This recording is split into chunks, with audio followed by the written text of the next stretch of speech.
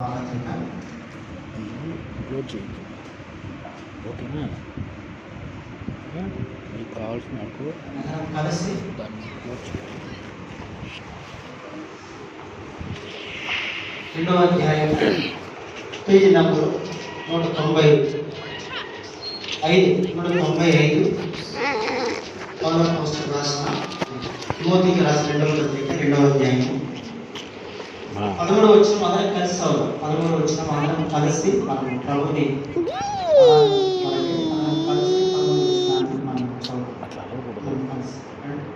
మనము నమ్మదగిన వారమైనను ఆయన నమ్మదగిన వాడుగా ఉండదు.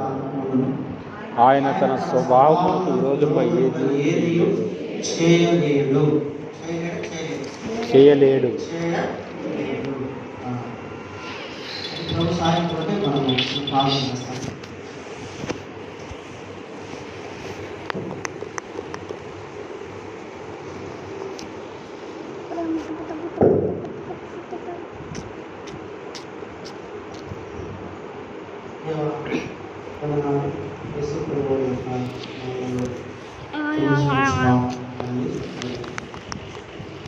ప్రేమించి మా జీవితాల్లో మరియు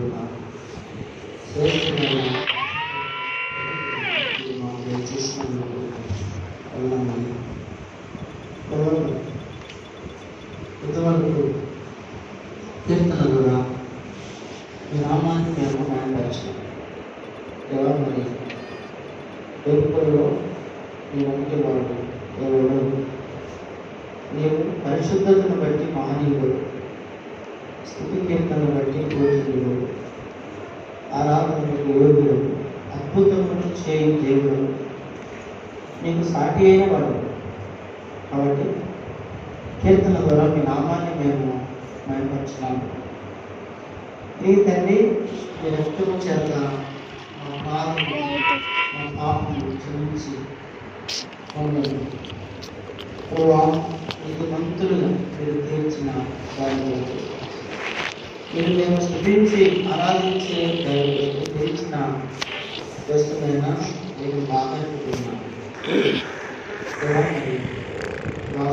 మార్పు చేసుకున్నాను. విసులో చాటును మరుగుపరచండి. మీ పాత్రలు మీరు బలపరచండి. మీ ప్రజలైన వారికి అర్థమయ్యే వారికి బోధించగలిగే జ్ఞానం మీరు అందిస్తే తప్ప నేను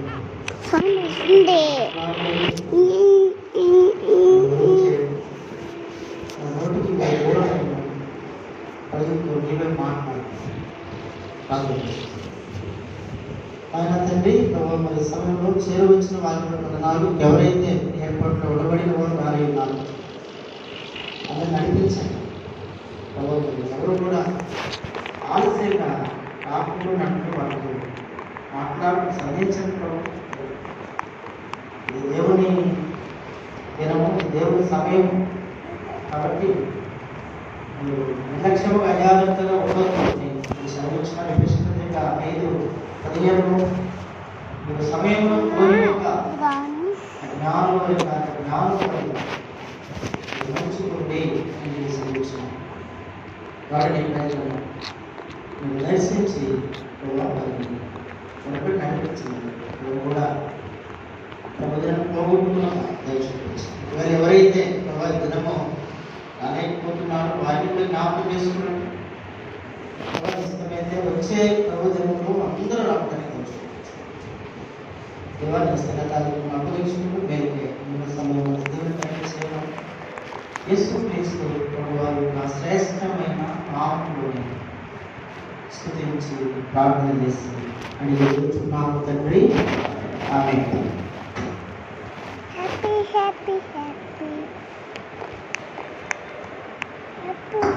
రెడీ సమయంలో మనము ఆరాధనకు తిమోతికి రాసిన 2వ పత్రిక 7వ అధ్యాయము మరి 13వ వచనాన్ని మనం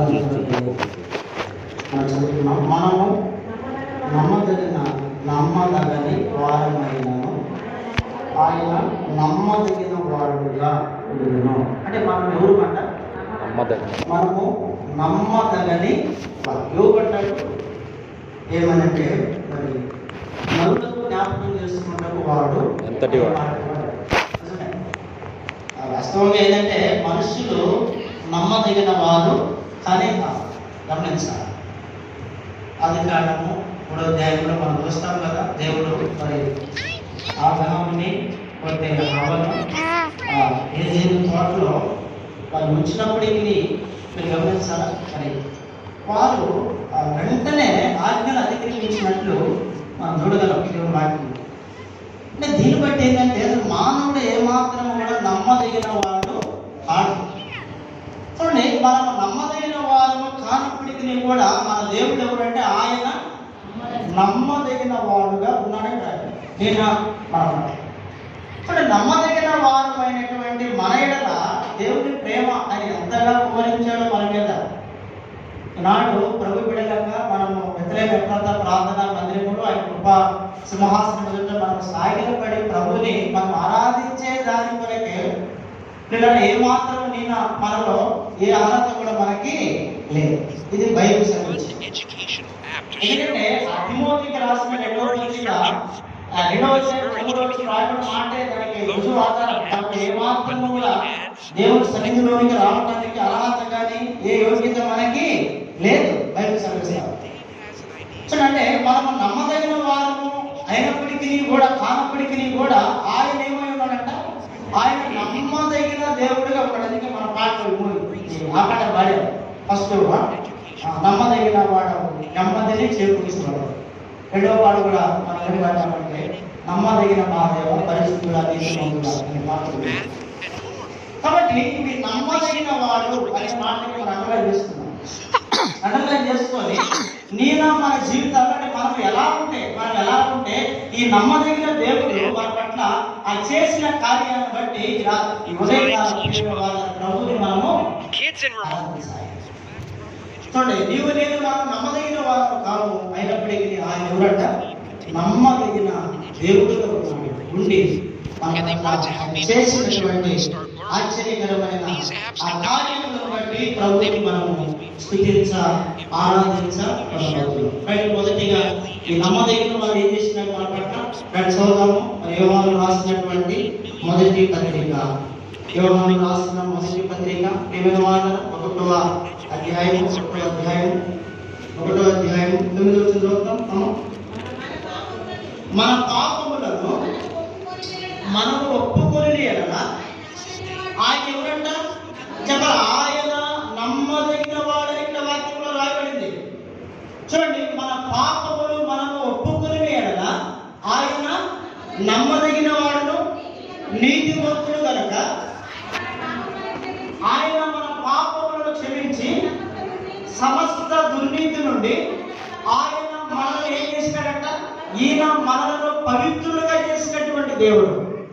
మీరు గమనించాల ప్రియమైన వాళ్ళ, ఒకటి ఈ నమ్మదగిన దేవుడు మనము నమ్మదగిన వారు కాము, అయినప్పటికీ కూడా ఈయన ఏం చేసినాడంటే పిల్లరా గమనించాలి, మన పాపముల నుండి మనలను ఆయన విడిపించింది. ఆయన దుర్నీతి నుండి మనలను దేవుడు ఏం చేసినాడంట, ఆయన విడిపించినాడు. ఒక మాట మనం చదువుతాం కదా, తిత్తు రాసిన పత్రిక 2వ అధ్యాయము 14 ఏమో రాయబడింది, ఆయన సమస్తమైన దుర్నీతి నుండి మనలను ఏం చేసినాడు, ఆయన విడిపించాడు. సమస్తమైన దుర్నీతి నుండి యేసు క్రీస్తు ప్రభువారు నిన్ను నన్ను మనలను ఆయన ఏం చేసిన, ఆయన విమోచించను విడిపించను వాక్యంలో రాయబడింది. మన పాపములను మనము ఒప్పుకొని ఎడలా అనే మాట మనం చూస్తాం. అంటే మనుషులందరూ ఎవరంటే మనుషులందరూ నీతిమంతుల పాపులందరూ బైబిల్ మనకి ఏం సెలవిస్తుంది, నీతిమంతుడు లేడు ఒక్కడను లేడు. కీర్తన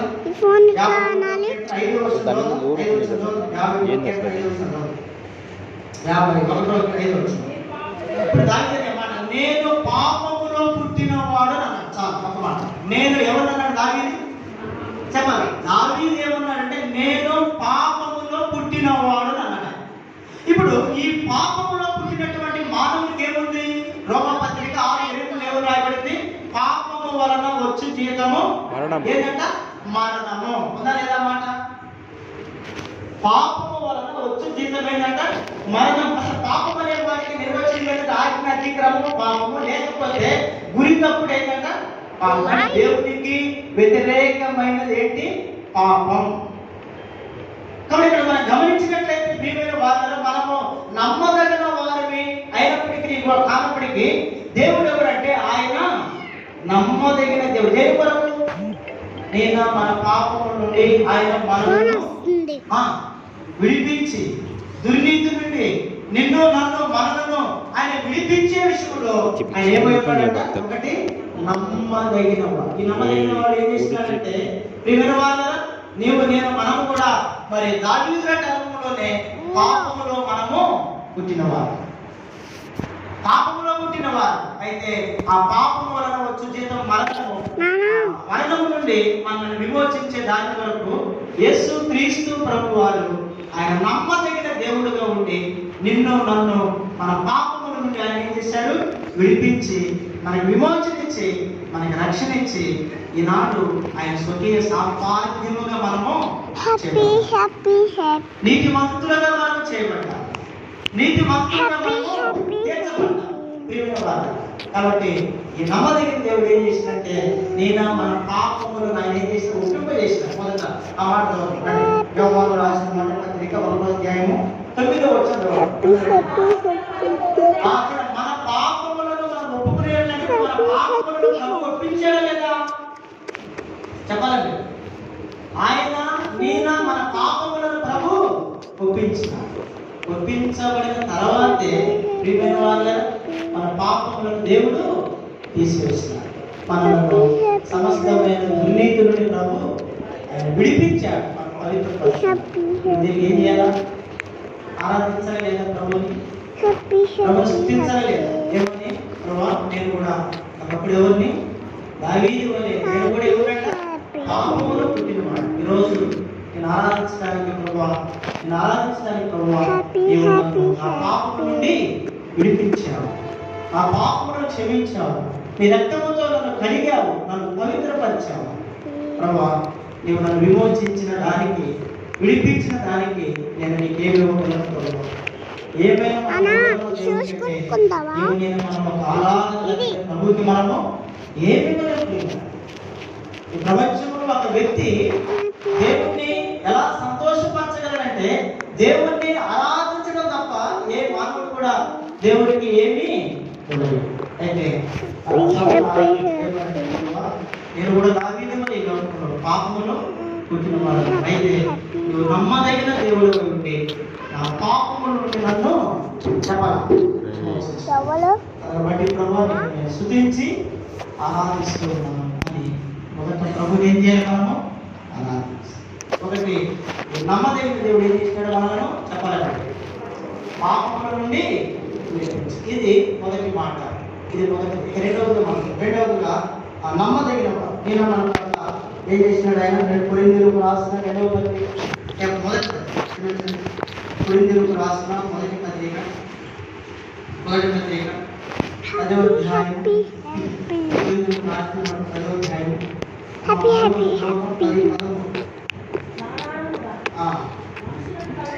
గమనించాలి. 10:13 సాధారణంగా మనుషులకు కలుగు శోధన తప్ప మరి ఏది మీకు సంభవింపలేదు. దేవుడు నమ్మదగిన వాడు. 2వ పదం కూడా ఉంది. ఆయన ఎవరంట? నమ్మదగిన వాడు. ఇంకా చదువు.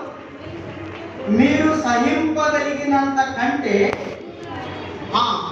ఎక్కువగా ఆయన మిమ్మల్ని శోధింపబడనీయడు. అంతేకాదు సహింపగలుగుటకు ఆయన శోధనతో కూడా తప్పించుకుని మార్గమును కలుగజేయును. ఆయన శోధనతో కూడా తప్పించుకుని గల మార్గమును ఏం చేసినాడంటేనా గ్రహించాలి. రెండవదిగా ఈ నమ్మదగిన దేవుడు మన ఇలా చేసినటువంటి కార్యం ఏంటి అంటే ఆయన శోధనలో నుండి మనల్ని ఏం చేసినాడు? తప్పించాడు. గమనించాలి. శోధనలో నుండి తప్పించాడు. ఇప్పుడు శోధకుడు ఎవరు? సాతాను. ఇప్పుడు ఎవరు శోధించాడు? ఆయన మొదట సాతాను ఎవరు శోధించాడు? చెప్పాలి. ఎవరు శోధించాడంట? ఎక్కడుంది ఆ మాట? మత్తయి సువార్త 4వ అధ్యాయం మరి 3 వచ్చి చదువుతాం. 4:3 మత్తయి సువార్త 4:3. ఆ శోధకుడు ఆయన యొద్దకు వచ్చి, ఇప్పుడు మీరు గమనించాలి, ఇప్పుడు దుష్టుడు సాతాను శోధకుడు ఎవరి యొద్దకు వచ్చాడు? దేవుని యొద్దకు వచ్చాడు. రాయలేదు అక్కడ. అంటే యేసుక్రీస్తు ప్రభు వారి యొద్దకు దేవుని యొద్దకే వచ్చాడు అంటే వాడు ఇప్పుడు మనుషుల దగ్గర ఉంటాడా కూడా చెప్పరేంటండి? మనుషుల దగ్గర ఉంటాడా ఉన్నాడంటే ఉంటాడు మనుషుల దగ్గర. వాడు దేవుణ్ణే శోధించినాడు అంటే మానవులను శోధించడా? నాడు ప్రపంచంలో ఎంతో మంది దుష్టుని యొక్క పిల్లల వల్ల వారి యొక్క శోధనలో పెడుతున్నారు. చాలా మంది శోధించబడుతూ ఉన్నారు. అయితే ప్రభు మహాకృప ఏంటంటే ఆయన మనలను ఏం చేసినాడు? నమ్మదగిన వాడై ఉండి ఆ శోధన నుండి మనల్ని ప్రభు విడిపించాడు. ఇంకా చాలా మంది విడిపించబడాల, లోకములు అలాగేనే ఉన్నారు. సాతాను చేత శోధించబడుతూ ప్రియమైన వారా లోకములు అలాగే జీవిస్తూ ఉన్నారు. కానీ ప్రభు మనకి ఇచ్చిన గొప్ప ధన్యత ఆధిక్యత ఏంటంటే ఈనాడు మనలను ఆయన నమ్మదగిన దేవుడై ఉండి ఏం చేసినాడంట? ఆ శోధన నుండి మనల్ని ఆయన విడిపించాడు. వాక్యంలో రాయబడిన మాట మనం చదువుతూ ఉన్నాం. ఆ శోధకుడు వచ్చి ఆ మాట చూసాడు. ఆ శోధకుడు ఆయన వద్దకు వచ్చి, చూడండి, నీవు దేవుని కుమారుడు అయితే ఈ రాళ్ళను రొట్టెలుగా ఉన్నట్లు ఆజ్ఞాపించమనెను. అందుకు ఆయన చూడండి, అంటే ఏ రీతిగా యేసుక్రీస్తు ప్రభు నా వ్యక్తి ఆ సాతాను ఆ దుష్టుడు శోధిస్తూ ఉన్నాడో మనం చూడవచ్చు. కాబట్టి రెండవ తలంపు ఏంటంటే మనము కూడా ఇటువంటి అనుభవం జీవించిన వారిని ఒకప్పుడు అనేక రకములైన శోధనలు లేవా జీవితంలో అంటే ఎందుకు లేవు? సాధారణ ఆయా రీతిగా పిల్లలు మనం శోధించాడు. అసలు వారి శోధన ఎలా ఉంటుంది? అసలు మాట చెప్పాలంటే ఇప్పుడు మాత్రమే కాదు, కొన్నిసార్లు చూడండి, దేవుడు కూడా తన ప్రజలను పరీక్షించేవాడుగా ఉంటాడు, అది వేరే సంగతే. కానీ ఏది ఏమైనా ఈయన నమ్మదగిన దేవుడై ఉండి మనలను ఆయన శోధన నుండి తప్పించాడు. ఒక మాట చూస్తాము. మరి 105వ కీర్తనలో చూడండి, 105వ కీర్తనలో 19 వచ్చి చూద్దాం. 105వ కీర్తన 19 వచ్చిన 507 పేజీ మాట చూద్దాము. 507 చూడండి. అతడు చెప్పిన సంగతి నెరవేరు వరకు యెహోవా వాక్కు అతన్ని పరిశోధించుచుండెను అని ఇక్కడ రాయబడింది. అంటే దేవుడు కూడా తన ప్రజలను కొన్నిసార్లు ఆయన శోధిస్తాడు. దేవుడు కొన్నిసార్లు ఆయన పరిశోధిస్తాడు. దేవుడు కూడా, ఎందుకంటే యోసేపు జీవితంలో అది అక్షరాలుగా మనం చూస్తాం. మనం చూస్తాం ప్రియమైన వాళ్ళు. చూడండి, అయితే ఇప్పుడు ఎట్లా చూడండి ఒక మాట 17 ఏం రాయబడింది? 17 వచ్చినప్పుడు వారి కంటే ముందుగా ఆయన ఒకని పంపెను, యోసేపు దాసుడుగా అమ్మబడెను, వారి సంఖ్యల చేత అతన్ని కాళ్ళు నొప్పించిరి. అతడు చూడండి ఏంటంట, వారు సంఖ్యల చేత అతన్ని ఏం చేసినారంట? కాళ్ళు నొప్పించారు. సరే, ఇది ఏమైనా ప్రేమిన వాళ్ళ ఇది ప్రభు పరిశోధించే విధము. అయితే సరే, ఏదేమైనా ఆ కొరింథీయులకు రాసిన మాట పత్రిక 10:13 మనం చూసిన మాట ఏంటంటే, దుష్టుడు కొన్నిసార్లు ప్రేమిన వాళ్ళ మరి యేసు ప్రభు మనం శోధిస్తా. సరే, ఏది ఏమైనా మరి మత్తయి సువార్త 4:3 ప్రకారం మరి యేసు ప్రభునే దేవుణ్ణే శోధించినటువంటి వాడు మనలో కూడా ఏం చేస్తాడంట? శోధించినవాడు.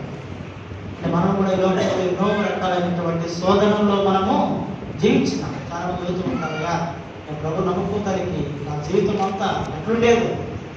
అయితే ప్రభు నమ్ముకున్న తర్వాత ఆయన అద్భుతంగా నా జీవితాన్ని ఆయన మార్చాడు. ఈరోజు నేను నెమ్మది, ఈరోజు నాకు నెమ్మది, ఈరోజు నాకు శాంతి ఉంది.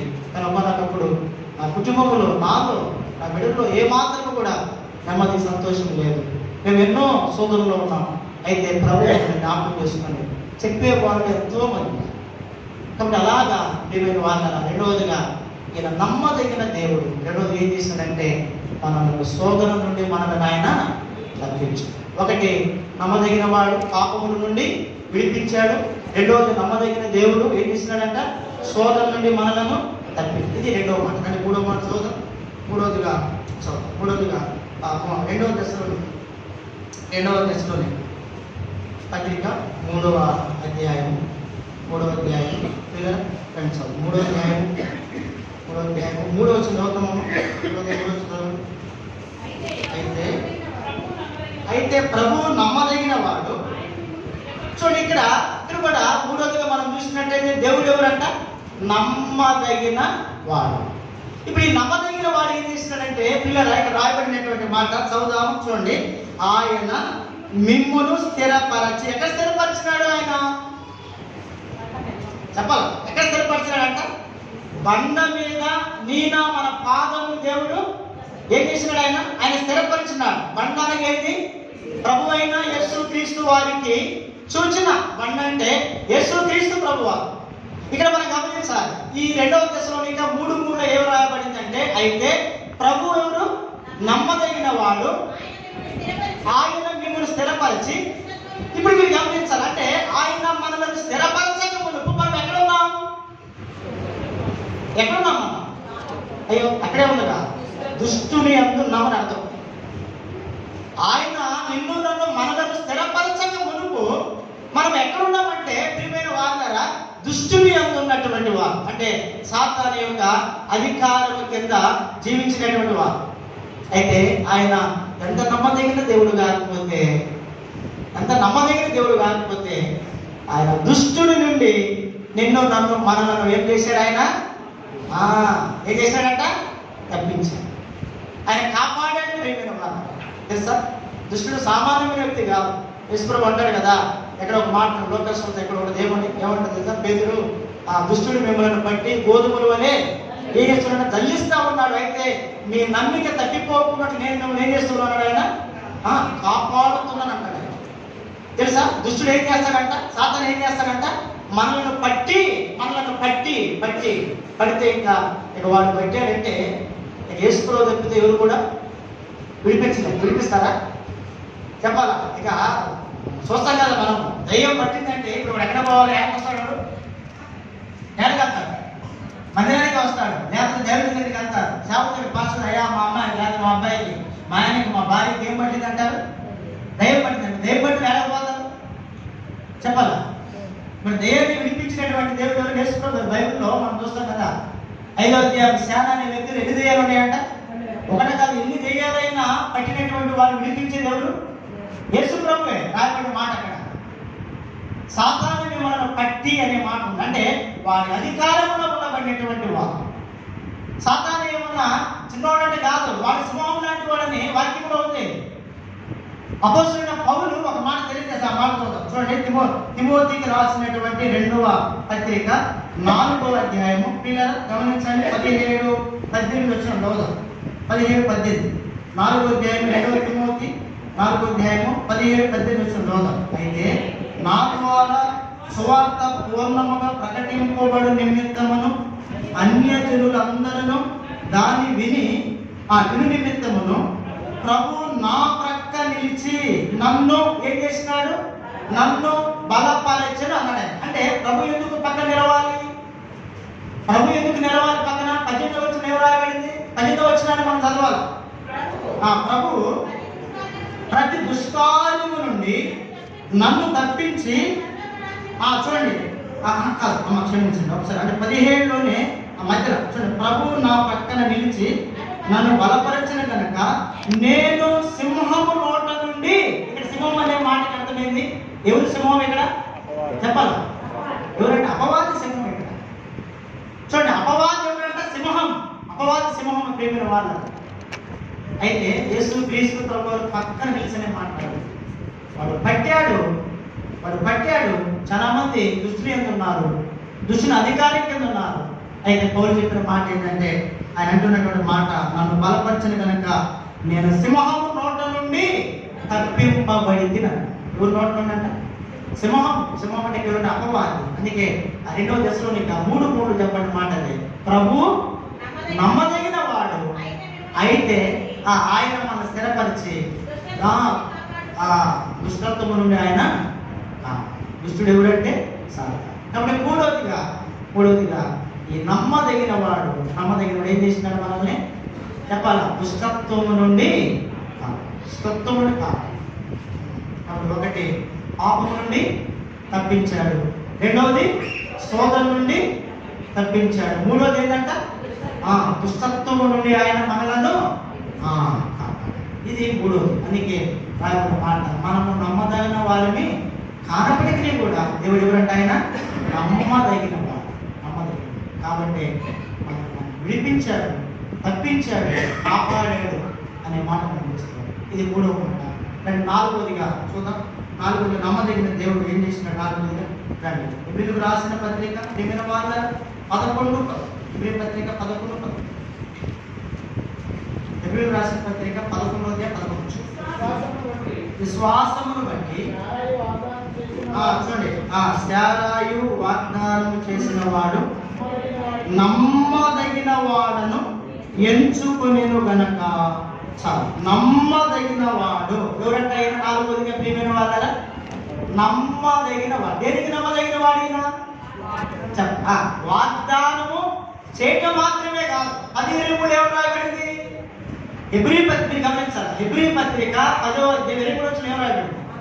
వాగ్దానము చేసిన వాడు నమ్మదగిన వాడు కనుక మనము నిరీక్షణ విషయమై మనం ఒప్పుకున్నది అంటే నిశ్చలముగా పట్టుకుందామంటే ఏంటర్థము? ఇప్పుడు ఈయన వాగ్దానం చేసే దేవుడు, వాగ్దానం చేసిన వాడు దాన్ని నెరవేర్చడానికి ఎవరు? ఈయన నమ్మదగిన అంటే అర్థము. ఇప్పుడు నేను మన జీవితాల్లో ఈయన మనకి వాగ్దానాలు ఇచ్చి ఎన్నో ఎన్నో వాగ్దానాలు ఇచ్చి ఆయన వాటిని ఏం చేశాడంట? చెప్పాలా ఏం చేసిన దేవుడు? నెరవేర్చాడు కదా. ఎన్నో వాగ్దానం ఇచ్చాడు దేవుడు. ఆ వాగ్దానాన్ని ప్రభు ఏం చేసిందంటే ఆయన నెరవేర్చిన దేవుడు ప్రియమైన వాగ్దానం మనం చూసుకోవచ్చు. అయితే ఇప్పుడు ఏ సందర్భంలో దేవుడు అక్కడ వారికి వాగ్దానం ఇచ్చినాడు? ఆదికాండం 18వ అధ్యాయంలో మనం చూసినట్లయితే అబ్రహాము శారా పాటలు మనం గమనించాలి. అక్కడ వారి యొక్క పాటలు మనం గమనించాలి. ప్రియమైన వాగ్దానం ఏది? అబ్రహాము ఎక్కడ కూర్చున్నాడంట? ఎక్కడ కూర్చున్నాడు ఆయన? చెట్టు కింద మమ్మీ దగ్గర ఎట్లా కూర్చున్నాడు ఆయన? దిగులుగా కూర్చున్నాడు. చూడండి, ఒక్కడే దిగులుగా కూర్చున్నాడు. శారా మేము ఇంట్లో ఉంది. ఆయన దిగులు చెంత మనం గమనిస్తాం. వాక్యంలో మనం చూస్తాం. ఎందుకంటే ఆయనకి సంతానాన్ని దేవుడు ఇవ్వకపోయేలకి ఏం చేసింది? దిగులుగా కూర్చున్నాడు. గమనించాలి. తన జీవితంలో చెంత దిగులు అనేది ఉంది. అయితే అది ఎవరు కూడా తీర్చలేదు. ఎందుకో తెలుసా? దాదాపు 75 సంవత్సరాలు పైచిలుకుంది. వయసు ఎవరికి? అబ్రహాముకి. అప్పుడు వాగ్దానం చేయబడింది ప్రియమైన వాగ్దాన. ఎప్పుడు 12వ అధ్యాయంలో దేవుడు 15వ అధ్యాయంలో దేవుడు ఏం చేసినాడు? ఆయనకి వాగ్దానం చేసిన తర్వాత 2వ అధ్యాయానికి వచ్చాడు ఆయన. 18వ అధ్యాయానికి వచ్చినప్పటికీ కూడా వాగ్దానం ఏం కాల? నెరవేర్చబడకపోతే ఎంత విచారం ఉంటుంది? ఉండితే ఉండదు. చెప్పండి, ఎంత విచారం ఉంటుంది, ఎంత బాధ ఉంటుంది. అరే దేవుడు మాకు వాగ్దానం చేశాడు, అయినప్పటికీ ఈ వాగ్దానం ఏం కాలేదు, ఇంకా నెరవేర్చబడలేదు. దాన్ని పిల్లల వాళ్ళు చింతించే వాళ్ళు ఉంటారు. మనం గమనించాలి. అయితే అటువంటి సమయంలో అబ్రహాము ఎక్కడ కూర్చున్నాడు అని చెప్పుకున్నాం మనము. మమ్మీ దగ్గర కూర్చున్నప్పుడు ఆ మార్గం మీద దేవత మనుషులు వెళ్తారు కదా. అప్పుడు పిలిచి వారికి గోని పెట్టిన తర్వాత, 3 మనుషులు గోని పెట్టిన తర్వాత అబ్రహాము శారాయిని అప్పుడు వాళ్ళు ఏం చేస్తారు? దీవిస్తారు, ఆశీర్వదిస్తారు. మీదటికి నీవు ఏం చేస్తామంటాడు ఆయన? కుమారుని అంటామంటే ఆమె చెప్పాలి. నవ్విందంటే గమనించాలంటే మన జీవితాలు ఎక్కడుండే దాన్ని బట్టి మనం చేసుకోవచ్చు. నవ్విందంటే ఇది మాకు జరిగిద్దా అర్థం. నువ్వేనంటే ఏంటి అర్థము? మాకు జరిగిద్దా అంటే ఏంటి? వాళ్ళు ఏదకంటే లోపంలో వాళ్ళ చింత దిగులు ఉన్నారని అర్థం. ఆ చింత దిగులు వాళ్ళు ఏ పర్లేదు బాధపడమంటే కదా. కొన్నిసార్లు అంటాం కదా మనం కూడా. అటువంటి పరిస్థితులు ఉంటాయి కదా. అటువంటి పరిస్థితుల్లోనే చాలా ఏమైనా నవ్వింది. చాలా నవ్వింది. ఎందుకు నవ్వింది? తన శరీరం అంతా ఏమైపోయిందంట చెప్పాలా? ఆ గుర్తులో అయిపోయింది శరీరం అంతా. అరే ఈ వయసులో నేను బిడ్డలను కనగలనా అనుకున్నాను. అయితే ఎబ్రీ పత్రిక 11:11 రాయబడిన మాట నమ్మదగిన వాడు. ఎబ్రీ పత్రిక 10:23 వాగ్దానము చేసిన వాడు. మనం ఒప్పుకున్నది నిశ్చయముగా మనము ఏదంటే పట్టుకునేటట్టు. అంటే నేను మన జీవితాల్లో ఈ నమ్మదగిన దేవుడు మనకి కూడా వాగ్దానాలు ఇచ్చి ఆ వాగ్దానములు మన పట్ల ఏం చేసినాడు? ఆయన నెరవేర్చలేదన్నా చేయబోయి కదండి. వాగ్దానాలు మా పట్ల నెరవేర్చలేదు దేవుడు చేయబోయి కదండి. పోతే దేవుడు నా పట్ల మా పట్ల వాగ్దానం నెరవేర్చారని వాళ్ళు చేయబోయేటండి. అందరి పట్ల దేవుడు నెరవేర్చారంట, వాళ్ళు నెరవేర్చారు. కాబట్టి ఏం చెప్పి ఆరాధించాలా లేదా? ఆరాధించలేదు. నాలుగో మాట అనేది మూడవది కాబట్టి నాలుగవదిగా నమ్మదగిన వాడు, దేనికి వాగ్దానం చేసి దానిని నెరవేర్చాలి. నాలుగు చివరిగా ఐదో మాట చదివి మనం ఆరాధించుకుంటున్నాం. చూడండి ఐదో మాట, చూడండి ఐదో మాట, చూడండి ఐదవదిగా నమ్మదగిన వాడు. అంటే విలాప వాక్యము 3వ అధ్యాయం విలాప వాక్యము 3వ అధ్యాయం 24 వచ్చినాము. 3:24 యెహోవా, లేకపోతే 23 చదవండి. 23 అనుదినము నూతనముగా ఆయనకు వాత్సల్యత పుట్టుచున్నది, నీవు ఎంతైనా నమ్మదగిన వాడవు. ఐదవదిగా ఈయన ఎవరంట ప్రియులరా? చెప్పాలా? ఎవరు? ఐదవది ఎవరంట చెప్పాలి. ఈయన ఐదవదిగా నమ్మదగిన వాడు. దేనికి నమ్మదగిన వాడు? అనుదినము నీన మన పట్ల ప్రభు ఏం చెప్పినాడంట? వాత్సల్యత అంటే ఏంటి అర్థము చెప్పాలి. వాత్సల్యత అంటే ఏంటి? ప్రేమ. వాత్సల్యత ఏంటంటే ప్రేమ. ఎంతవరకు ఈ ప్రేమ? దేవుడు సువార్త 13లో ఉంటుంది కదా, ఎంతవరకు ప్రేమించండి ఆయన? అంతము వరకు అనగా అర్థం ఏంటి? మార్పు లేని ప్రేమ అని అర్థం. అంతము వరకు అంటే అర్థం ఏంటంటే ఆ ప్రేమలో ఏం లేదు, మార్పు అనేది లేనే లేదు. గమనించాలి. ప్రభు నమ్మదగిన వాడు. ఎందుకు? ఆయన నీన మన పట్ల అనుదినం ఏం చూపించినట్టు ఆయన వాత్సల్యత చూపినాడు. దేవుడు వాత్సల్యత అంటే ప్రేమ. ఒక మాట ఇప్పుడు మనం చదువుతాం కదా, యెహోవానైన నేను మార్పు లేని దేవుడు కనుక యాకోబు సంతతి అయిన మీరు ఏం కాలేదంట చెప్పాలి. యాకోబు సంతతి అయిన మీరు ఏం కాలేదు, లయము కాలేదు వాక్యంలో రాయదు. అంటే మలాకి గ్రంథం ఎక్కడున్నమాట? మలాకి గ్రంథంలో 3:6 ఉంటుంది కదా, యెహోవానైన నేను మార్పు లేని దేవుడు. పాట ఉంటుంది కదా, పాట వచ్చి ఆ పాట పాడతారా? యెహోవానైన నేను మార్పు వచ్చి ఆ పాట. యెహోవానైన నేను మార్పు లేని వాడను గాన యాకోబు సంతతి వారకు మీరు లయము కాలేదు. యాకోబు సంతతి వారకు మీరు లయము కాలేదు. కాబట్టి ఐదవదిగా దేవుని వాడరా, ఈ నమ్మదగిన దేవుడు ఈయన మన పట్ల ఏం చూపినాడైనా వాత్సల్యం అంటే ప్రేమ. ఆ ప్రేమ ఏం చేసిన మనలను నయము కాకుండా చేసింది. అవునా కదండి? మన బంధువులు, మన రక్త సంబంధికులు, మన స్నేహితులు, మనకు బాగా తెలుపు, మనకు బాగా పరిచయం తెలియని వాళ్ళు లోక దేవుడు చెల్లిపోయే వాళ్ళు అందరూ ఉన్నారా లేదా? 2024 సంవత్సరంలో మనం చూస్తే అయితే ప్రభు ఏం చేసినట్ట? ఆయన అనుదినము మన పైన ఏం పుడుతుంది? వాత్సల్యం అనే ప్రేమ పుడుతుంది. అనుదినం నూతనం. అది కూడా ఎట్లంట?